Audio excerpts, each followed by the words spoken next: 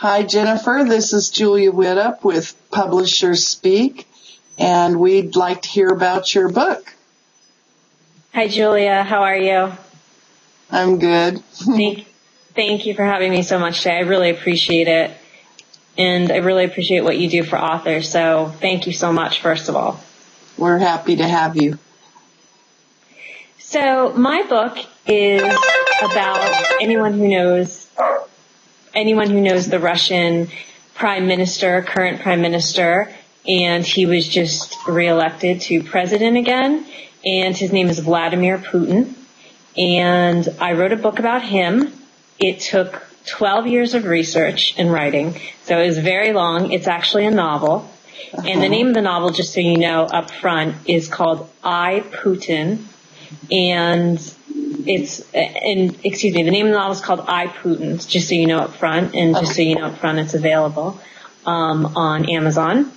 And basically talking about you, Julia, and what you do. It's a hero's journey. Well, Vladimir Putin, I wouldn't say he's exactly a hero in regard to American audiences, but he actually is a hero because he is a success story, and he's the ultimate success story. And a lot of people don't see him that way because of how he's portrayed by the West. By the West, he's portrayed as someone who's a dictator, someone who's a monster. But in reality, if you go into his life, you can see that Putin, in his heroic journey, he did what he had to do to get ahead. And by Western standards, we really don't understand that, because he used things like the KGB, and he used things like judo to get ahead. And it's not something we quite understand, and he played politics. But by Russian standards, that's what he had to do. And what I tell people is, imagine that you're a young boy, you're living in communal housing in the Soviet Union, you have nowhere to go, your prospects are being, a taxi driver or working in some type of factory like your parents, and the only way you can move up is to be in the KGB, or one of the only ways you can move up. What would you do? Yeah. So maybe he's not a typical hero, but to the Russian people, he is a hero. Vladimir Putin is a hero, and he gets his appeal, and he keeps getting reelected. People say all sorts of things in the West. He keeps getting reelected because he's a dictator, and he's murdered all these people and all of these things. But what it comes down to is why he keeps getting reelected is because he's actually very popular, and he has 60% of the vote, and he's very popular with people in the provinces who don't come from a lot of money and don't have a lot of money, because they see him as one of them. Okay. So that's interesting. Well, tell us some things we don't know about him. Okay, well, that's good. There's a lot. So that's good. So the one thing I think people don't know about him is that people always think he gets his personality solely from being a KGB agent. And that's partly true. He was a KGB agent for 16 years. And that's absolutely true. But the bigger part of him is he started judo around 10 years old. So that's actually where he gets his discipline. And when he was older, when he was around teenager age to young adolescent, young adult age, he was a judo champion in St. Petersburg. So he's very well schooled in the sport. Anyone who is in the sport, because I've done extensive research behind it, is extremely disciplined. So that's actually where he gets a lot of his demeanor, a lot of his not showing emotions, a lot of his, I guess, what people would interpret as coldness, but he's actually keeping his emotions close to the vest. And then when he went into the KGB, it only heightened that. So in the KGB, you're taught never to show your emotions. You're taught never to show you're happy, never to show you're sad. And that's where Putin, so he started off with judo, and then it went into the KGB. I think a lot of people in the West also don't realize how much he's done for the Russian people. What happened was when Yeltsin was his predecessor in 1999, Putin came into power on New Year's Eve 1999, and Russia was a mess. What was happening in Russia at the time was the oligarchs, these group of unethical businessmen who still exist to this day, they were grabbing up all the resources, all the state resources, oil and mines and telecommunications. And the people, just the ordinary people, didn't have a chance. So basically there was a big discrepancy between rich and poor in Russia at that time. And of course there still is. But what Putin did is Putin came in and he started to help the middle class. For example, there were hardly any pensions. And now older people get pensions, for example, in Russia, and they get much bigger pensions. So things like that. So I think people don't realize how popular he is and how much he has helped the Russian people. Yes, he hasn't done it in a way that we would approve of, and it wouldn't work in the West, but he has done that. Wow, okay. I didn't know that about, they didn't have any pensions. What did old people do? They had very small pensions. I don't want to say they had no pension, but they had very small pensions.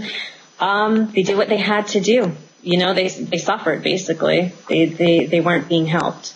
So now a lot of, if you go out to the provinces, and by the provinces I mean out to the Russian countryside, you'll hear a lot of supporters from Vladimir Putin. They like him a lot because he has helped these people get more money. He's helped create jobs out there. So they actually like him a lot. So to say that, you know, you hear about all these protests now in Russia that, you know, everyone's against him, that's simply not true. It's a very, very small portion of the population. And what I tell people is compare it to the Occupy movement. It's a very small portion of our population. So having that Occupy movement, the people that actually take to the streets, it's the same thing in Russia. Mm-hmm. Okay. Wow. And what about his romantic life? You must have researched that. Well, it's funny because it's really interesting you asked, because just before I came on, there was a whole article I just read about what's going on with him and his wife. So, well, basically Putin proposed to his wife. He does have a wife, and he proposed to her, and it was in a very kind of, you know, cold, typical Russian fashion, I guess you could say. You know, I love you, let's get married. So that's how he proposed. They got married. They have 2 daughters, Masha and Katya, and I believe they're 25 and 26. They are, as opposed to President Obama or President Bush, they are not anywhere in the public eye. So you cannot, if you Google Masha Putin, you Google Katya Putin, you will not find pictures of them. The Russian Secret Service, even in the U.S., you can't find pictures of them because the Russian Secret Service has that very, you know, tightly closed. And Putin's very protective of his family. So Lyudmila Putin, his wife, you can find pictures of, but for a long time people have said they're on the outs. They're kind of like the Clintons. They're only a marriage in name only. She supposedly has some type of a huge house on the Russian-Estonian border, and supposedly they hardly talk. And, you know, usually I don't believe in rumors, but I think it's close to true, right? Because she has come out and said some nasty things about her husband. So I would, which is not smart. So romantically, I think they're only married in name only, but I have no proof of that. So. And he's not involved with anyone else. There's all types of rumors. Supposedly he's been involved with a young Russian gymnast for a while. Supposedly now he's involved with a young, beautiful Russian woman spy. Who knows what's right? Who knows what's wrong? Right.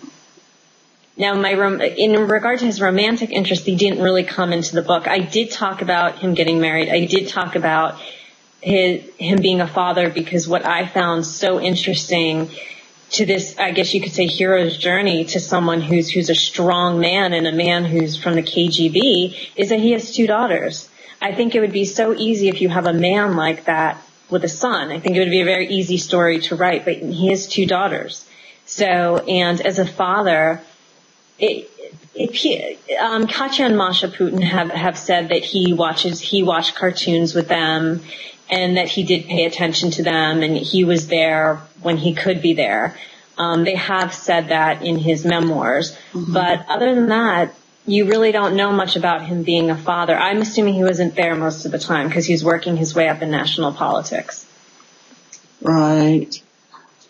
Okay. Yeah, so I think it was very hard for him. How long of a book is it? How many pages? Your book? It's around 210 pages. It's actually short. It's a novella. It's 59,000 words. Okay. I work as a debut novel is usually 80,000 words. Mine's 59,000 words. And why I chose this is I'm also a book manuscript editor, so I edited my own book. Mm-hmm. So I'm very careful with words. I don't like to waste words. So that's why it's pretty short. Oh, okay.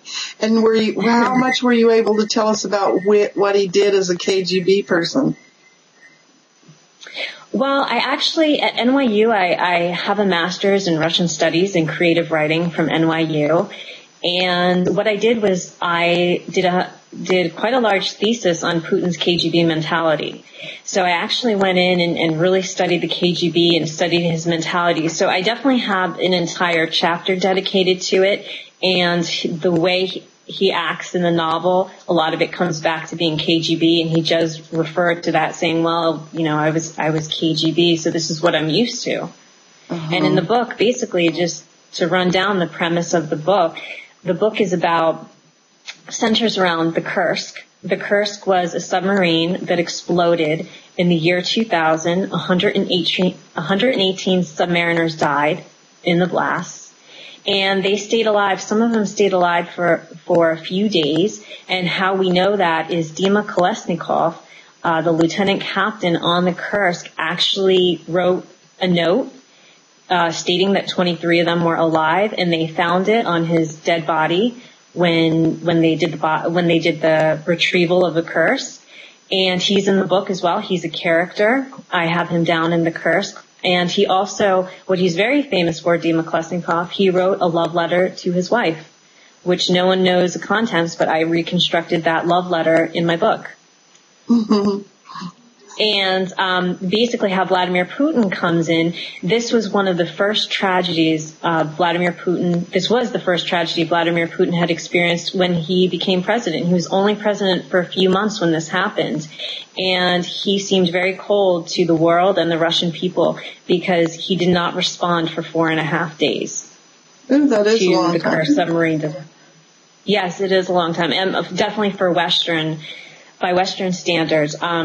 Just to give a comparison, Gorbachev, when Chernobyl happened, Gorbachev did not respond for 18 days. Wow. 18 days. So this is different. Again, I always tell people when you compare Russian standards and Western standards, they're completely different. Two different things. So you can't judge one from the other. And because we expect to hear the same day. Right, of course. September, something horrible like September 11th happened. We were hearing in a second, from President Bush at the time. So it's very different. So basically the book goes behind the 4.5 days when the Kursk exploded and Putin's decision process behind that. Okay. So I fictionalized that. Okay. And it's alternate fiction. I do fictionalize the setting, the actual setting of when Putin was making that decision. The actual setting was he was in his dacha in Sochi, and Sochi is where I think it's the 2014 Winter Olympics will take place. And he was in his dacha in Sochi, and he was caught jet skiing instead of making the decision, and it enraged the Russian people. In my book, since it's alternate fiction, I have him in Estonia. I spent 2 years in Estonia as a Peace Corps volunteer. So I have him exploring his father's World War II past, elusive World War II past, in a city called Narva, Estonia. And that is true. His father does have an elusive World War II past in Narva, Estonia. Okay. Huh. And while he's there, the Kursk explodes. So that's where the difference is. So you started on your second novel?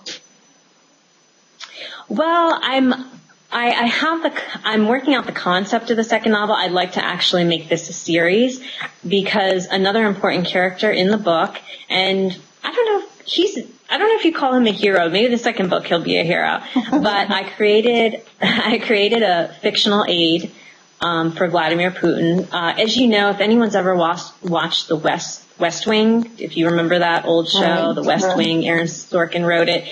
The president, that we don't know, but he has a young boy who's a young man, who's a personal aide. And in Russian politics, I've done extensive research. That does not exist. So I decided to give him a fictional personal aide so we could see Vladimir Putin in a third person point of view, and we could also get insights in the Kremlin. So his name's Gosha, and I've been getting a lot of great feedback on Gosha. And Gosha is so popular that and I think my second book is going to center around him. My second novel is going to center around him. Will he become a spy? I don't know. That's an interesting premise. That's a very interesting premise. I like that premise. But everyone really likes him. He's kind of clumsy, and he's insecure, and he's really scared of Putin. And I think a lot of people could relate to that. So Yeah. Gosha starts the book, and he's through the book, and he definitely ends the book. So I think I may work with him. Great. All right. Well, I'm looking forward to reading this book. And just for I'm gonna show you it if you don't mind. Okay, Can I just pop the picture in? Sure. Sorry. This is what it looks like, just in case. Oh, nice. Okay. And that's the cover. And it's a very recognizable cover. So if you go onto Amazon, again, it's named I, Putin by Jennifer Ciotta. You can see my name on the screen, and it's available on Amazon in paperback and on the Kindle. All right. Well, thank you for being with us today, and we will be looking forward to your next novel. Thank you so much, Julia. Again, I really appreciate how you support writers, and please let me know if there's anything I can do to support you and your program. And thank you so much for having me on today. Okay.